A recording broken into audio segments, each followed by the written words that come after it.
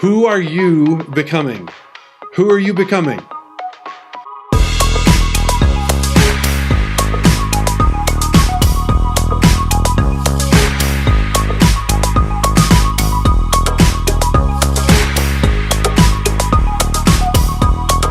Sounds like a trick question, but it's not.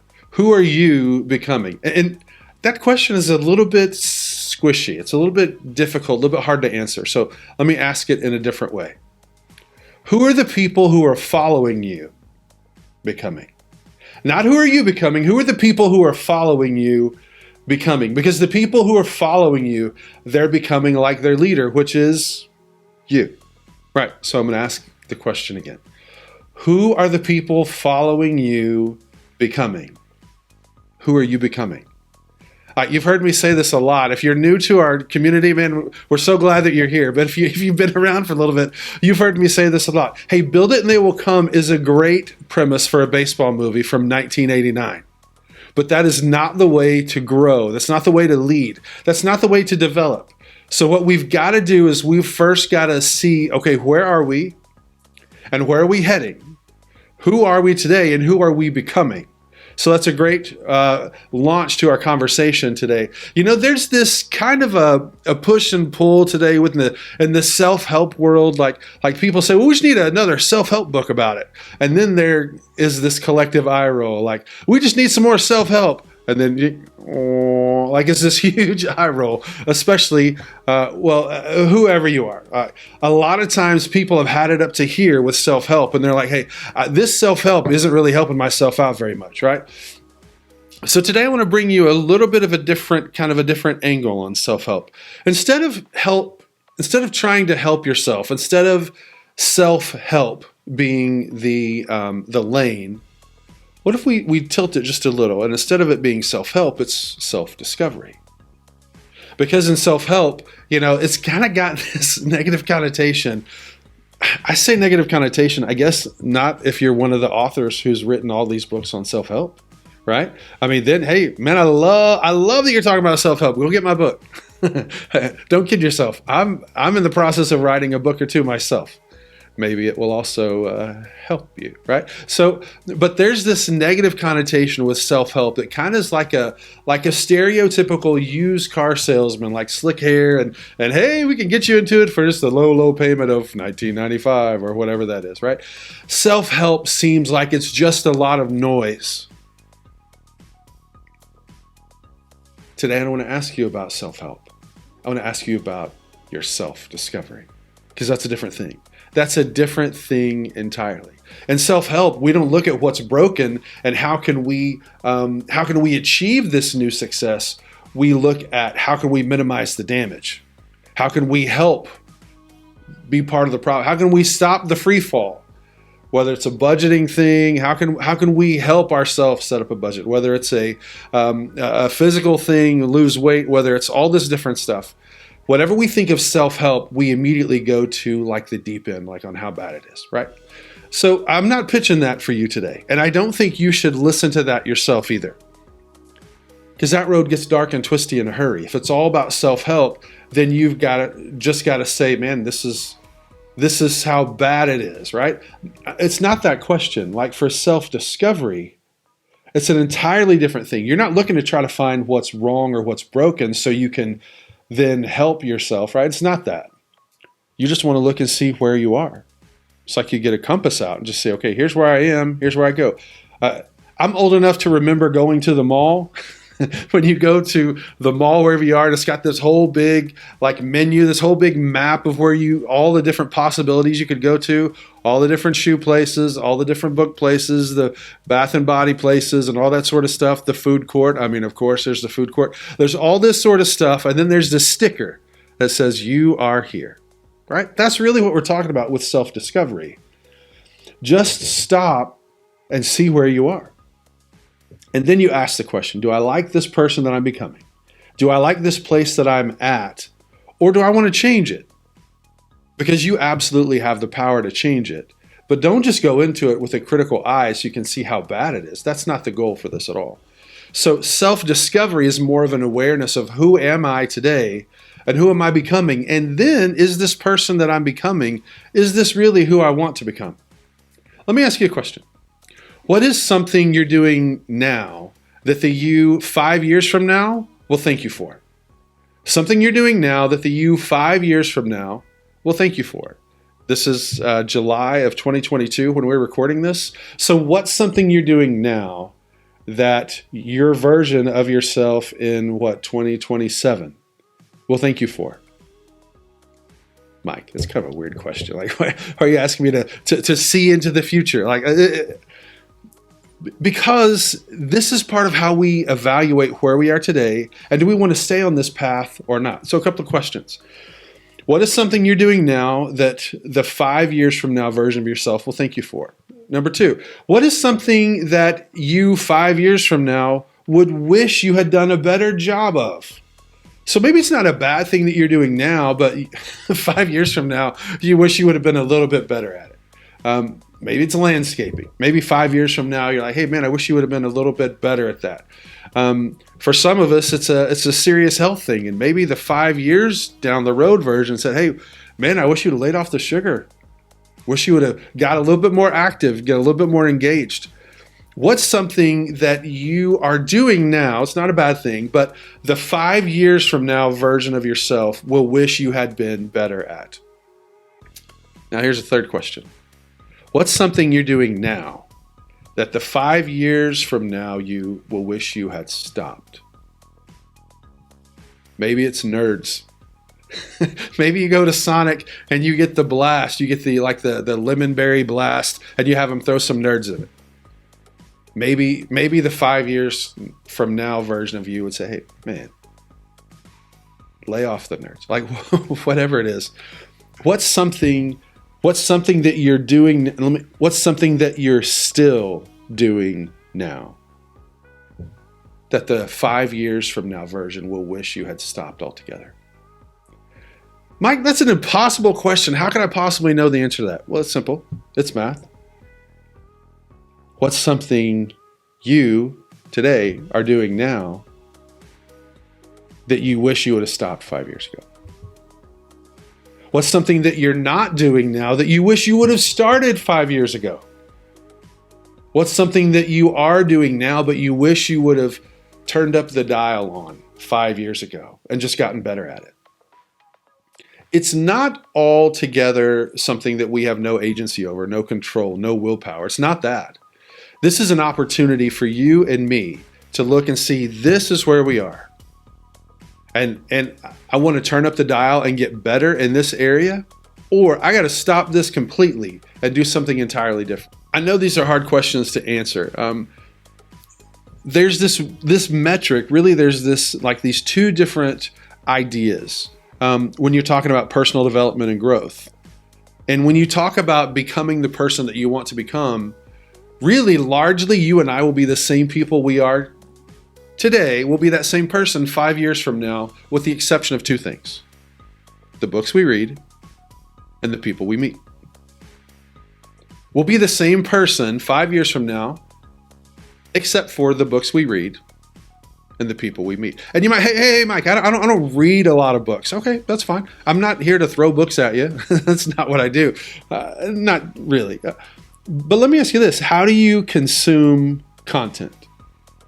I mean, now there's not really a wrong option, and really, you could consume content any number of ways. One, you could read, of course. Now Audible, you can get somebody who reads it to you. You can get somebody who reads it to you with a British accent or some other accent that's pleasing to your ears, right? A lot of the authors who write the books, they also actually read the books, right?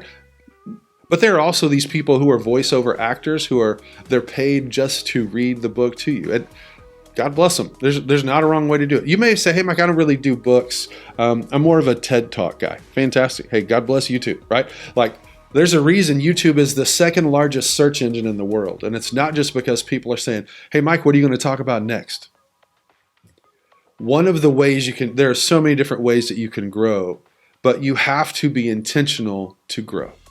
You can't just sit back and just let it come to you. This is something that you have to seek out. And one of the ways you do that is you stop and you say, okay, who am I now? Who do I want to become? And then you ask this question, what are people who are like the person I want to become, what are they doing? Dave Ramsey says, you want to be rich people? Do rich people stuff. There's lots of different people who phrase it lots of different ways. What I'm really getting at is now the gatekeeper is really gone. And you can become the kind of person that you want to become. You can search that out, and there are so many different resources that will help you do that. One of the things we do here at Mike Conn Coaching and Consulting is we have individual coaching.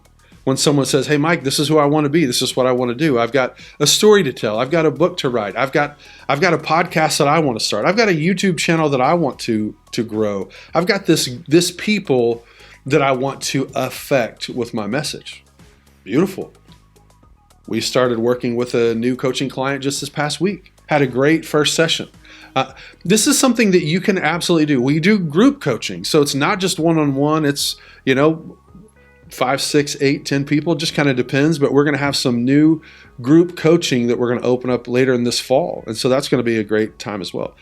Also, what we do is as I mentioned at the beginning of the video, is we solve the problem of division and disunity in the workplace. And we do that by helping organizations move their team members or employees to becoming teammates. And there are lots of different ways that we do that. I'm not trying to read you all the stuff that we do. What I'm telling you is, if you want to grow, oh man, we can absolutely help you, and we will walk with you to do that. We're not going to push anything on anybody. We just want you to know that there are so many options available to you. I talked about books. Man, I have all these books. Like, I have a ton of books, and if you would have talked to my English teacher as a high school student, she may not have said, Mike's going to have a big library of books. Yeah. Not only that, he will have read some of them, if not most of them. My senior English teacher, oh man, she helped me write so much. She helped me process things really well. I was in journalism class as a junior, but I wasn't really trying to become like a sports writer on SportsCenter or something like that. I was just learning. But now, a lot of the things that I'm reading, I can trace it back to learning about these topics that were really intriguing to me. And so I just want to share a couple of books that I've got here with you today. One of my favorite books, we'll get to that one here in just a second. One of my favorite books is this one. It's by Jeff Henderson, and it's simply called Know What You're For. And man, this book, one of my favorite books I read in the past 3 years. And it's really helped me from a consumer mindset, really to go more and be someone who's trying to actively be for people. I don't just want to, I don't want to be known by who I'm against. I refuse to be known by what I'm against. I want to be known by who I'm for. Am I against some stuff? Yeah, sure. Who cares? That nobody's calling me, hey, Mike, what do you think about this? This is a great book that helps you intentionally go after being for people. There's another great book here called Atomic Habits by James Clear. Now, this book, I love this book for several reasons. And one of my favorite things that James says in this book, because it's really more of a how-to book, and like if you want to lose 50 pounds, let's say. Well, instead of having your big goal to be to lose 50 pounds, what he says is every action that you take is a vote for the person that you want to become. So if you want to lose 50 pounds, don't set out on your goal chart to say lose 50 pounds. Set out to be, okay, when you're thinking of someone who would lose 50 pounds, what's that person like? Well, a person who's losing 50 pounds is going to be someone who doesn't skip 2 days of workouts. They don't miss 2 days of workouts. So every action that you take is a vote for the person you want to become. I can't recommend this book highly enough. This is another one of my favorite books. It's called Soundtracks by Jon Acuff. And it's all about overthinking and how to move it from a super problem to become a superpower. My wife pre-ordered this book for me when it came out. It was like 6 weeks early. And I'm the dude who uses 3 different color highlighters on the book about overthinking. That's true. All the stereotypes apply. I've read this book through a couple of times. I've also bought the audiobook. I listen to it that way. What I'm trying to do in my own personal growth is I'm trying to consume content in the same way I want other people to consume the content that I put out. It's a great book. It's a great way to try to help move this mountain of what all could go wrong or what other people are saying or thinking, and really how to make that something that you can encourage yourself with. So I love this book as well. One more book, and then one more book. This book's called The Coffee Bean. It's by John Gordon. I'm a big fan of John Gordon as well. I mean, he used to work at Moe's, and then he was a very critical person. And then his wife told him one day, "Hey, man, I love you. You either got to get better or get out." And so he started taking these gratitude walks, and he also is the author of The Energy Bus, which is also another fabulous book. This book is one of my favorites because it really just takes the idea of an egg, a carrot, and a coffee bean, and you put it in water. One of those things gets hard on the outside. One of those things gets soft and squishy, a little bit too mushy. And then the other thing transforms its entire culture around it. So it's a very good read. Now, the last book I want to bring up to you is actually not a book. It's a library of books. This is my John Maxwell library. It's my own personal John Maxwell library.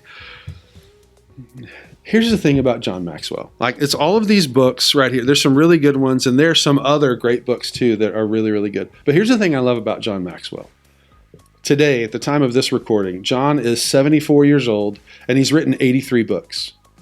And he didn't start out wanting to be an author of 83 books. He wasn't even trying to write books in the first place. He just had lunch with his mentor, who was a published author already, and he said, "Why do you write books?" And his mentor said, "Well, John, that's easy.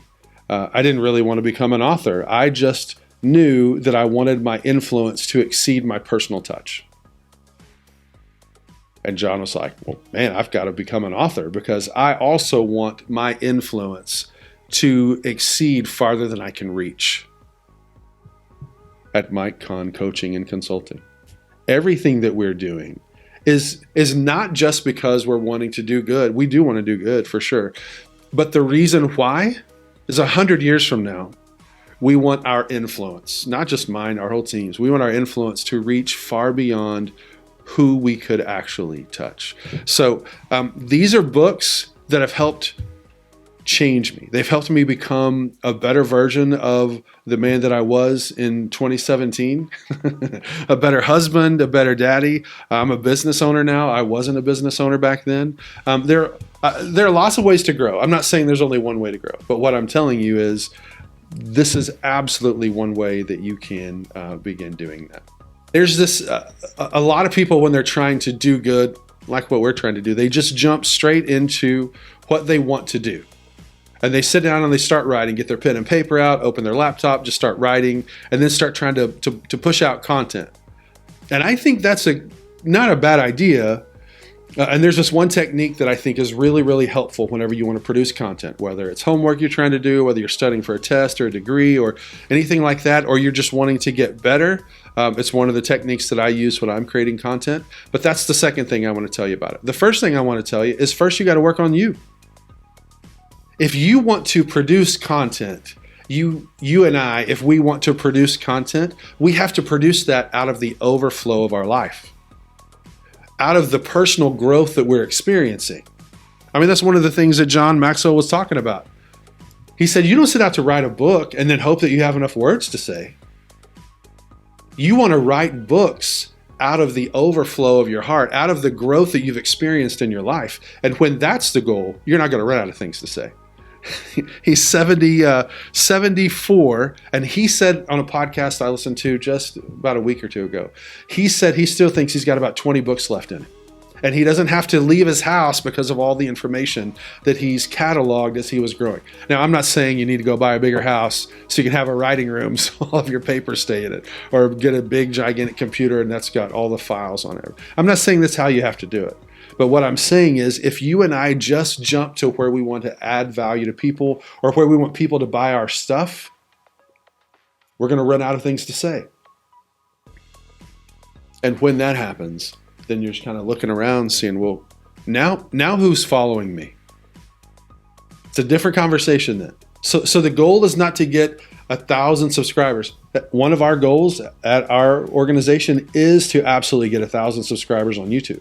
That unlocks a whole new bunch of all kinds of stuff that you don't really care to hear about right now. But that's one of our goals there. But it's not where we start. We've got to continue to grow and take the next right step and the next right step and the next right step and the next right step. And you know what YouTube channels, you know what those channels that have 1,000 subscribers, you know what they do? They publish regularly.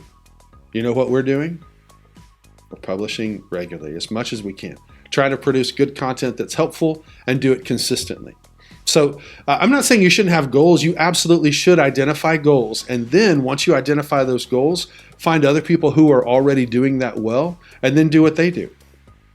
So the first thing is to invest 600 seconds. That's 2% of your discretionary time. It's 10 minutes. You can set that on your iPhone or whatever kind of phone you've got, set a 10-minute timer, and you just sit down and you write. Or you read, or maybe you're someone who prays, or you meditate. Like take those 600 seconds to grow and become a person who doesn't miss that opportunity to grow. And then after you do that, you can set up to produce content, whatever content you want to produce. If you want to draw, you want to do some sketch notes, hey man, that's awesome, go get at it. You want to write, you want to read, you want to speak, you want a cookbook, whatever you want to do. You want to be someone who makes hammocks, you want to weave it together. I mean, whatever you want to do, invest this time in growing and you'll be able to produce that content. Now here's the second thing I want to tell you about this. There's this technique that's called the Pomodoro technique. And the Pomodoro technique sounds pretty fancy, sounds a little bit official. All it is you're simply setting aside some time to work on a specific task. The recommended time is 20 to 25 minutes. And so the rhythm of it would be you're going to sit down and you're going to try to write a chapter or you're going to read some of your book. And so you'd set your timer on your phone to read for 25 minutes. So you read for 25 minutes and then you take a break for 5 minutes. Then you come back and you set your timer again to take another lap.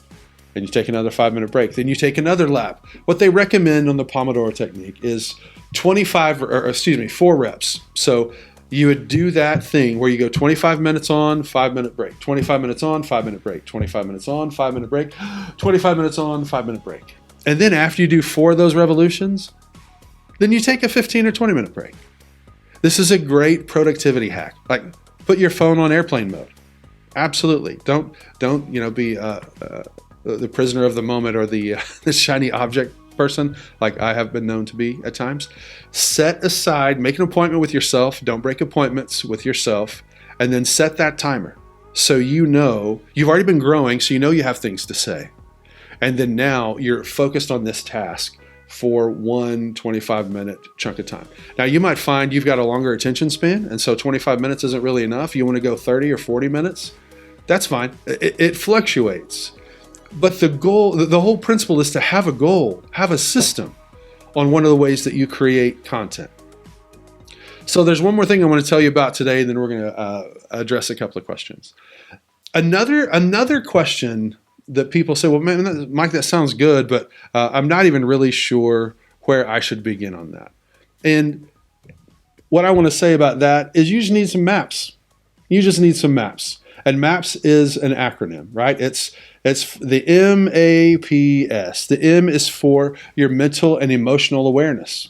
So you want to ask the question, what are you thinking about? How are you feeling? That's the M part of it. This is back to awareness. You and I have to be aware of who we are today and then to know the trajectory, to see the trajectory of who we're becoming, right? So the M is for your mental and emotional awareness. The A is for your attitude, because there's one thing in life you can always, always, always control, and that's your attitude. If you're having a good day, if you're not having a good day, that's fine. You can hit reset on your attitude. And listen, if you're like me, this week has been, shall we say, full of opportunities to reset your attitude. The truth is, I don't know people who are growing that have a bad attitude. Because it's infectious, not in a good way. In your business, that will contaminate the locker room and cause it to become toxic. At your home, if you're someone who walks around yelling and throwing stuff all the time, like you're not going to be growing. You're going to be someone who's got a bad attitude and it's hard to penetrate. Kind of back to that coffee bean book with the hard-boiled egg, right? Like it's that kind of a thing. So you've got to know your mental and emotional state. How are you doing? And what are you thinking about? How's your attitude? And then the P is for some physical activity. Like, what are you going to do that's active this week? You're going to take a walk? You're going to go swimming? You're going to go for a walk jog, you're going to run some laps. I don't know what you do. I'm not here to tell you what to do or what not to do. Remember, this isn't a self-help. It's not an exercise book. This is not what we do. This conversation is just about helping you become more aware of who you are and then identify who you want to become. So we talked about your mental and emotional situation. What are you thinking about? How are you feeling? What's your attitude like? What's some physical activity you're going to do this week? And then the S is for your social circles. Like, who are you talking to, not about work, wherever you work? If you're a teacher and it's still summertime, who are you talking to, not about school stuff, right? Who are you talking to that's not just, hey, well, we got to try to find the widget to fix this thing? Who are you talking to that's not just about, hey, I'm trying to get my word count up so I can have this book, get the manuscript turned in so it's 64,000 words instead of just 8. Remember all the way back to the earlier part of the conversation. Who you are in 5 years from now will be largely the same person you are today, except for the books you read and the people you meet. So do you just kind of wait for those people to float into your life and then float back out? Or are you looking? Do you have your head up, your eyes up and saying, okay, who are some people who are already doing some things that I want to be doing?